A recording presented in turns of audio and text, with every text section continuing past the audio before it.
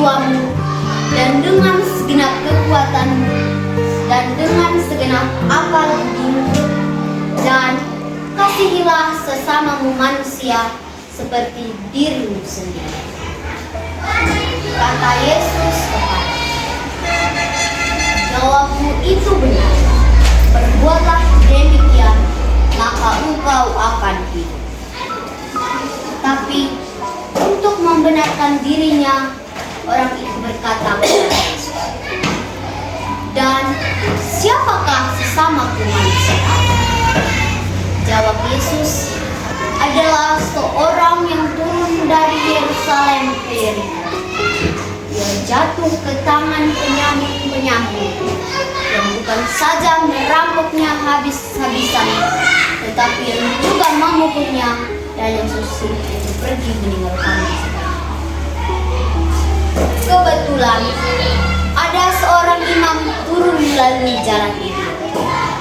Ia melihat orang itu, tetapi ia melewatinya dari sebelah jalan. Demikian juga seorang Lewi datang ke tempat itu. Ketika ia melihat orang itu, ia melewatinya dari seberang jalan. Lalu datang seorang Samaria yang sedang dalam perjalanan ke tempat itu. Ketika melihat orang itu, tergeraklah hatinya oleh belas kasihan. Ia pergi kepadanya, lalu membalut luka-lukanya, dan sesudah menyiramnya dengan minyak dan anggur. Kemudian ia menaikkan orang itu ke atas keledai tunggangannya sendiri, lalu membawanya ke tempat penginapan dan merawat. Keesokan harinya, ia menyerahkan 2 dinar kepada pemilik penginapan.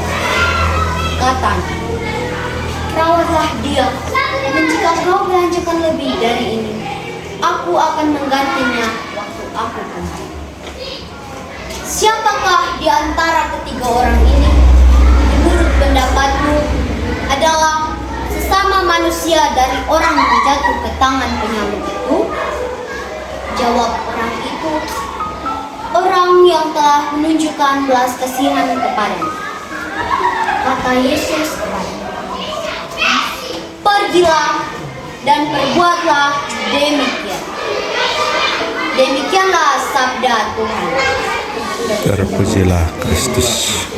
Dalam nama Bapa dan Putra dan Roh Kudus.